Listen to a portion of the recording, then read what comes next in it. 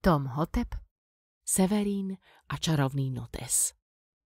Ako mrzutý kníhkupec čarovného deduška stretol.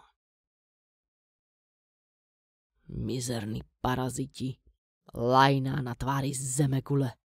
Severín kráčal obchodným domom, hundrajúci pod nos kliatby. Ďalší nekonečný deň s hordami pologramotných imbecilov. A zajtra zase. Pozajtra taktiež. Jeho ťažký údel sprevádzal povzdych. Vonku vládlo šero. Len čo opustil budovu, privítal ho chladný smradom mesta nasiaknutý vzduch. Kráčal smerom k zastávke s myšlienkami, ktoré by v slušnej literatúre neprešli cenzúrou. Mizerná práca. Keby som vedel, čo obnáša povolanie kníhkupca, tak by som radšej zobral tú prácu v... Ale, ozvalo sa Severínovi za chrbtom, až ho skoro od ľaku chytila chlopňa. Otočil sa a zazrel zhrbeného starca. Opieral sa o paličku, sivou bradou zametal zem. So svojím priateľským úsmevom vyzeral ako deduško z nejakej rozprávky. Severín by ho skôr označil ako niekoho, kto sa mal dávno pobrať do večných lovísk a prestať míňať vzduch. Cítim z teba veľa hnevu a nespokojnosti, pokračoval deduško. A ja, že tlačenku s cibuľou, odvrkol Severín. Nemusíš byť taký protivný, zamával deduško výhražne prstom. Nie som tvoj zákazník. Prišiel som ti pomôcť. Máš pre mňa dobre platenú prácu, kde sa nemusím stretávať s hlupákmi? Niečo oveľa lepšie. Deduško siahol voľnou rukou za chrbát a vytiahol malý čierny notes. Podal ho Severínovi a ten ho prijal s jedným obočím vysoko zdvihnutým. Je čarovný, dodal starec. Splní ti 5 prianí. 5? Čudoval sa kníhkupec a druhé obočie sa pridalo k prvému. Nemali by byť 3? To už aj na kúzla sú akcie. Čo som nejaká zlatá rybka? Urazil sa deduško. Žijeme v moderných časoch. Ľudia sú stále viac a viac chamtivejší a tak som musel zvýšiť počet prianí. Naviac, každý to prvé vyplitvá, aby sa uistili, či si z nich nerobím srandu. Prečo mi ho vlastne dávaš? Čas od času si vyberiem nejakého smrteľníka, ktorému by sa zišla nadprirodzená pomoc. Máš v tom nejaký systém, alebo to vyberáš náhodne? Tomu by si nerozumel. Severín prevracal notes v rukách. Nevyzeral veľmi čarovne. Pokúsil sa ho otvoriť, ale nešlo to. Ten nie je na zapisovanie, povedal deduško so širokým úškrnom na tvári. No ako potom funguje? Poklopeš po ňom 3-krát prstom a povieš bodaj by a doplníš, čo si želáš. Vyskúšaj to. Želaj si niečo. Severín neveril tomu starému chrenovi ani slovo. Prečo by mu dával niečo také hodnotné a ešte k tomu zadarmo? To najhodnotnejšie, čo mu niekto dal len tak, bola stará deravá ponožka od babičky s Alzheimerom. Ale veď za pokus nič nedá. Zaklopal 3-krát prstom na notes a zaželal si. Bodaj by si sa posral, dedo. Spoza deduškových nohavíc sa ozval hlasný čvachtavý zvuk a starcovú tvár zbrástil kyslý výraz. Bodaj by tebe šukal pes mater, nadával. To si nemohol prijať niečo normálne? Výhru v lotérii napríklad? Severín nedokázal skryť svoje nadšenie. Ono to naozaj funguje. Alebo len v správny moment starcovi povolilo hrubé črevo. V takom pokročilom veku by to nebolo nič nezvyčajné. To načasovanie však... Sorry, starý. Myslel som, že si len senilný chren. Tak to ti ďakujem dvojnásobne. Ďalšie trenky v riti. Ja mu chcem pomôcť a on spraví toto. Daj človeku prst, on ho potiahne a ty sa môžeš posrať, veru tak. Ľudia mizerní. Len čo deduško dohromžil, pobral sa na odchod. Kráčal naširoko a z pravej nohavice mu čosi vytekalo. Ešte raz sa ospravedlňujem, zavolal Severín a myslel to úprimne. Nikdy v živote sa nikomu neospravedlnil dvakrát. Deduško len nahnevane zamával rukou. Nezabúdaj, už máš len 4 priania. Snaž sa, aby neboli tak na hovno, ako to prvé. Severín sa díval na notes vo svojich rukách a premýšľal. Čo by si mal prijať? Zajtra niečo vymyslím. Hodil notes do ruksaku a vybral sa k autobusu. Ujo? Prečo nosíš okuliare? Pretože kontaktné šošovky sú drahé ako svíňa. A ujo? Prečo sú knihy z papiera? Pretože na kameni nedrží atrament. Malý ryšavý chlapec sa neprestával na Severína zubiť. Vyzeralo to, že jeho otázky nebudú mať koniec. A ujo? Prečo máš také veľké brucho? Severín sa na chlapča zamračil. Lebo žeriem otravné deti. Úsmev vystriedalo zdesenie a ryšavec s krikom opustil knihkupectvo, len sa tak za ním prášilo. To pripomenulo Severínovi, že by mal povysávať. Mávol nad tým rukou a díval sa za utekajúcim chlapcom. Sopliaci protivný, neznášam deti.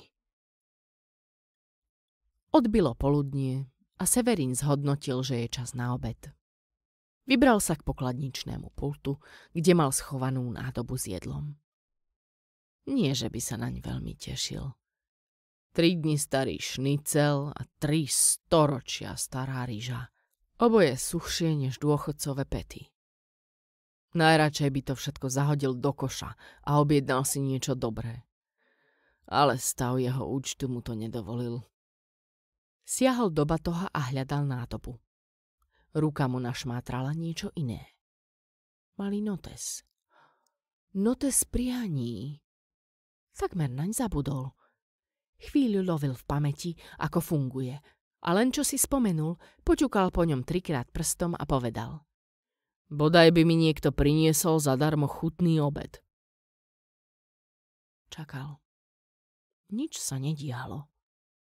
Počkal ešte chvíľu. Stále nič. Ťažko si povzdychol. Takže dedovi predsa len povolila stolica a nič iné. Chystal sa notes zahodiť, keď do knihkupectva vošiel kuriér s veľkou kapsou. Vy ste Severín? Spýtal sa a knihkupec prikývol. Mám tu pre vás zásielku. Siahol do kapsy a vytiahol z nej krabicu od extra veľkej pice. Položil ju na pult, poprial dobrú chuť a odišiel. Žiadne platenie, ani podpis. Proste ju tam len tak nechal. Severín ju otvoril a do nosa mu udrala priam orgastická vôňa. Pizza bola bohato zdobená so všetkým, čo mal najradšej. Šunka, kukurica, klobása, olivy, 4 druhy syra a ďalšie z dlhého zoznamu chutných vecí. Babkine zodrané lakte. Ten notes fakt funguje. Nezaváhal ani na sekundu a vrhol sa na pizzu ako prasa na pomie. Prepačte, kde máte oddelenie s módou? Spýtal sa chlapík vyfintený ako modelka. 3. chodba napravo od chodu oproti oddeleniu s architektúrou. Vydal zo seba Severín zvuk podobný slovám. Fešáčik zostal zarazený. Knihkupcové slová boli zrejme príliš ťažké na jeho malý mozoček, tak mu ich zopakoval pomalšie. To ma tam nemôžete zaviesť? Urazil sa Fešáčik. Severín sa chopil klávesnice a začal do nej náhodne vyťukávať. Mám tu veľa práce. Zvládnete to aj sám. Ste snáď svojprávny, nie?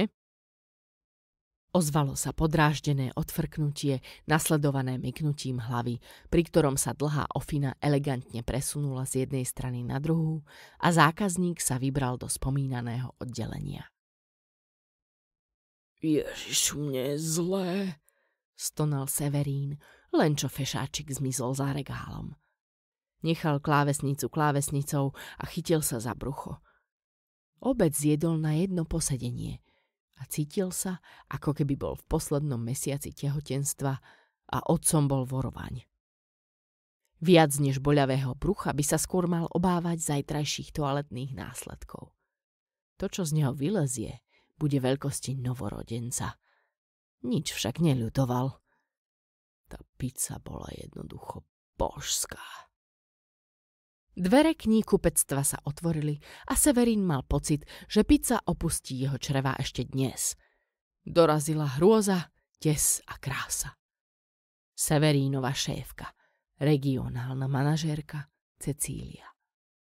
Kto ju nepoznal, by si podľa vysokých šteklí a postavy pornoherečky myslel, že svoju pozíciu získala spôsobom, akým ho získavajú ženy jej objemu hrudníka. Kto ju poznal, sa tým nenechal oklamať.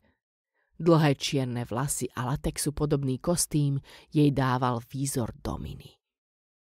Nemala však taký len výzor, ale aj povahu. Očami dokázala prepáliť betón, panovačným hlasom rezala diamanty a dokázala vyvolať rešpekt aj u takého pohrdača autorít, akým bol Severín. Zase sa flákate, ako vidím, povedala na miesto pozdravu tak chladno, až v blízkom okolí klesla teplota o 10 stupňov. Siahla do svojej kabelky a Severínom myklo. Vytiahne z nej bič, aby ho potrestala?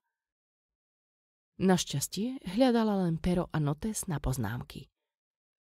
Nevlákam sa, vyjachtal zo seba konečne kníhkupec a dokonca sa mu podarilo aj postaviť. Len som si potreboval trochu po obede posedieť. Isteže, ako inak, odvrkla. Taký hobit ako vy pravdepodobne obeduje tak 3-krát alebo aj 4-krát denne.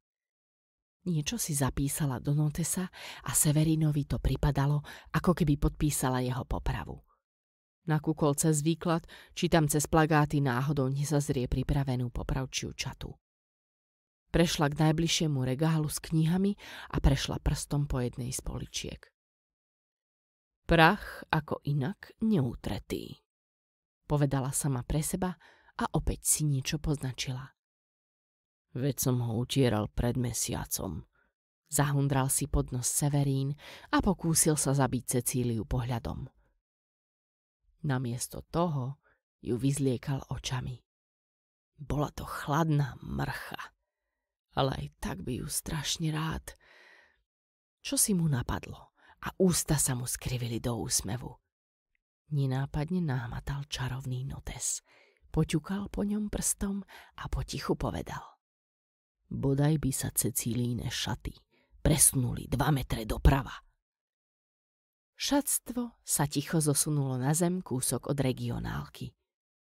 Jediné, čo na nej ostalo, boli okuliare, štekle a kabelka. Severínov kolárovský úsmev však nemal dlhé trvanie. Cecília bola v skutočnosti Cecil. A kníhkupec sa musel premáhať, aby od sklamania a hrôzy nezačal jačať. Cecil medzi tým pokračoval v kontrole a svoju situáciu okomentoval len krátkym. Je tu nejaký prievan? Spoza regála sa vrátil fešáčik s knihou v ruke. Len čo zazrel Cecila, oči sa mu zväčšili na 3-násobok ich objemu. Môj Bože! V jeho hlase bolo až príliš veľa nadšenia. Regionál najprv nechápal, čo toho týpka pred ním tak vzrušilo. Uvedomenie prišlo spolu s výkrikom, ktorý u chlapa snáď ani nebol možný. Dobehol k výkladu, strhol z neho jeden z plagátov a obalil sa doň. Hneď na to utiekol z predajne. Chodí sem ten pán často? Spýtal sa fešáčik Severína, len čo prišiel k pultu a zasnenie sa díval za utekajúcim naháčom. Občas sa tu zastaví, odvetil kníhkupec a cítil, ako sa obed predčasne pýta von. Hľadám niečo pre starú mamu, oslavuje 90-ku. Čo by ste mi odporúčili? Urnu. Myslíte? Zákazník sa zamyslene poškriabal na brade. Budem nad tým premýšľať. Ďakujem za radu. Opustil kníhkupectvo a vo dverách sa takmer zrazil s paňou tlačiacou kočík s poriadne urevaným bábom. Jačalo, čo mu pľúca stačili. Jeho mama bola buď to hluchá, alebo to jednoducho ignorovala a prešla do detského oddelenia. Prezerala si detské knihy a pohupovala svojim potomkom, hundrajúc si čosi pod nos. Možno uspávanku. Ak tým chcela dieťa uspať, malo to presne opačný efekt. Severín sa usadil za pokladničný pult a pokúsil sa ten vreskot ignorovať. Po 5 minútach mu už išla prasknúť hlava. Prečo mu tá krava nedá do držky aspoň cumlík? Alebo aj pesťou, len nech už sklapne. Najradšej by to decko vzal a v tom sa mu v hlave rozsvietila žiarovka. Vzal notes a 3-krát po ňom poklopal. Bodaj by to decko vedelo hovoriť. Bé, bé, bé, boha jeho, mater, som hladný. Ozvalo sa bábo a prekvapenej matke vypadla kniha z ruky. Čo to? Vyjachtala zo seba. Ty hovoríš? Ale, ako? Čo na tom, že hovorím? Som hladný, ty krava sprostá. Pokračovalo bábo. Ma tu ťaháš hore-dole po obchodoch a je ti jedno, či umieram od hladu. Ja som nevedela. Ty si nevedela? No to je ale prekvapenie. Ako vravel foter, vieš hovno. Matka sa nezmohla na slovo. Keďže požiadavkám svojho dieťaťa stále nevyhovala, pokračovalo. Nečum na mňa ako tela na nové vráta. Vytiahni cecek a konečne ma nakrm. Kurva, fix aj s týmito modernými matkami. Matka chvíľu nevedela, čo má robiť. Opustila kníhkupectvo za pokračujúcich nadávok svojho potomka. Severín sa za nimi díval a začal prehodnocovať svoj názor na deti. Tovar prijatý. Teraz ho už len vyložiť. Okomentoval Severín svoju situáciu a škaredo zagánil na krabicu s knihami. Nechcelo sa mu. Necítil motiváciu vstať a pracovať. Zobral do ruky zápisník. Zostalo mu posledné prianie. Mal by ho využiť na to, aby sa knihy vyložili sami? To by bolo pekne premárnené prianie, ozvalo sa Severínovi za chrbtom. Kníhkupec odľako vystrelil do vzduchu a predviedol na svoju bacuľatú postavu elegantné salto nad pokladňou. Netušil, čo ho práve vyviedlo z miery viac. To salto, alebo to, ako sa tu zjavil ten starý chren. Boha jeho dedo, zahrešil. Kde si sa tu vzal? Čarovný deduško sa môže zjaviť kde chce a kedy chce.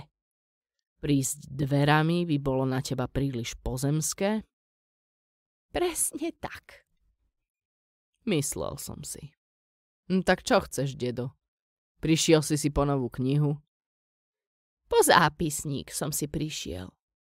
Veď mám ešte jedno prianie. Deduško sklamane zakýval hlavou. Veru, posledné prianie a chystáš sa ho pekne premárniť. Ale prečo ma to prekvapuje? Spravil si to so všetkými ostatnými, tak prečo by malo byť toto iné?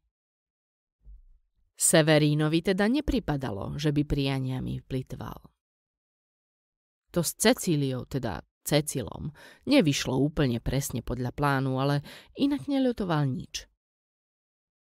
Pravdou bolo, že nemalo veľmi cenu s posledným prianím otáľať, a tak sa zamyslel. Čo by tak ešte chcel?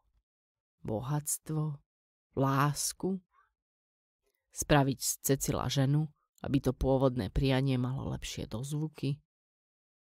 Dovolím si len jedno malé upozornenie. Prerušil mu tok myšlienok deduško. Rovno zabudni na niečo ako chcem nekonečno prianí. Proti takejto hovadine som sa už poistil. Škoda. To by bolo celkom fajn. Možno by si mal prijať niečo nesebecké. Aspoň raz v živote nebyť cynik a hovedo a niekomu pomôcť. Alebo sa na to vykašle a nechá detka, nech si znova zašpiní trenky. Naposledy to bola celkom sranda. Pozrel na starca a premýšľal. V tom mu to napadlo. Vzal notes a 3-krát po ňom počukal. Bodaj by. To myslíš vážne? Vyjachtal zo seba deduško, zatiaľ čo mu Severín vrátil zápisník. Niečo sa ti na tom nezdá? Ja len... Nikto nikdy si neželal niečo také veľké a také rozumné.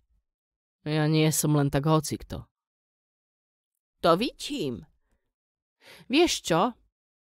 Rozhodol som sa dať ti ešte jedno prianie. To fakt? To fakt. Severín nezaváhal a pošepkal mu ho do ucha. To fakt? Spýtal sa tentokrát dedo. To fakt, odvetil Severín. Deduško len zakrútil očami. Si naozaj poriadne hovedo. Ale čo som sľúbil, splním. Kašľať na to. Severín zamykal na noc knihkupectvo a veselo si popiskoval. Ďalší príjemný deň. Tržba bola dobrá, zákazníci príjemní a dokonca dostal aj od Cecílie pochvalu a pozvanie na rande. Bolo to úžasné. Pár dní síce trvalo, než Severín dostal z hlavy, čo videl, keď Cecília prišla o šaty, ale jeho bonusové prianie to rýchlo napravilo. A čo si to vlastne želal, že to čarovného deduška tak prekvapilo? Jednu jednoduchú vec. Aby ľudia dostali rozum. Naviac každý to plivé, naviac každý to prvé vyplitvá. Naviac každý to prvé vyplitvá, aby sa Severín sa díval na notes. Severín sa díval na notes. Notes. Čo máš problém s notesom? Nezaváhal ani na sekundu a vrhol sa na pizzu ako prasa na pomie. Ozvalo sa Severínovi za chrbtom, až ho skoro od ľaku chytila chlopne.